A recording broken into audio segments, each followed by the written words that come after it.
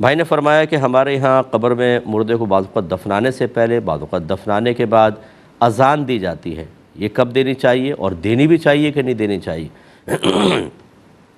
دیکھیں، قبر پہ اذان باقاعدہ کوئی ثابت تو نہیں ہے نبی کریم صلی اللہ علیہ وسلم سے، لیکن جیسے بچے کے کان میں اذان دیتے ہیں، یہ شریعت سے ثابت ہے۔ اور کیوں دیتے ہیں؟ برکت کے لیے۔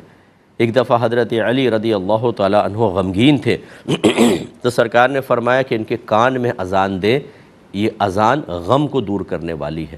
اسی طریقے سے اکابرین نے فرمایا کہ جہاں آگ لگ جائے وہاں اذان دے، اللہ تعالیٰ آگ کو بجھا دیتا ہے، آسانی پیدا ہوتی ہے۔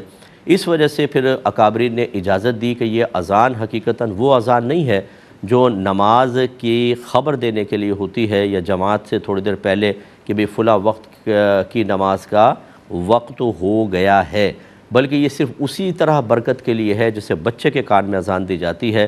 اگرچہ یہ ثابت نہ ہو، لیکن اگر کوئی اس کو کرتا ہے تو اس کی اجازت ہے۔ اکابرین نے باقاعدہ لکھا ہے اس کو کہ اس کی اجازت ہے۔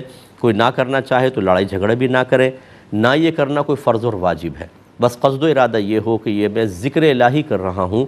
اور انشاءاللہ جو اذان کے فضائل نبی کریم صلی اللہ علیہ وسلم نے بیان فرمائے، جس سے کہ ایک فضیلت یہ ہے کہ جب کوئی مؤذن اذان دیتا ہے تو جہاں تک اس کی آواز جاتی ہے شیطان دور بھاگ جاتا ہے۔ اس کا مطلب یہ ہوا اگر آپ اذان دیں گے تو مردے سے آگ وغیرہ کے اثرات دور ہوں گے، اس کی گھبراہٹ دور ہوگی، برکات کا نزول ہوگا، شیطان دور ہو جائے گا۔ اس وجہ سے اکابرین نے اس کی اجازت دی ہے۔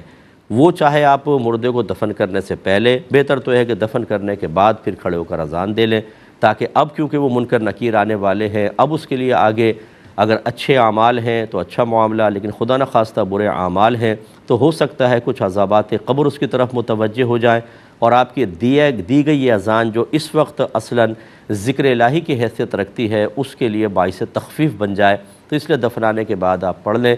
اور اگر کوئی نہیں پڑھنا چاہتا، وہی جیسے میں نے کہا، اس میں جھگڑا بالکل نہ کریں، کوئی فرض یا واجب نہیں ہے، نہیں دی اذان کوئی مسئلہ نہیں ہے۔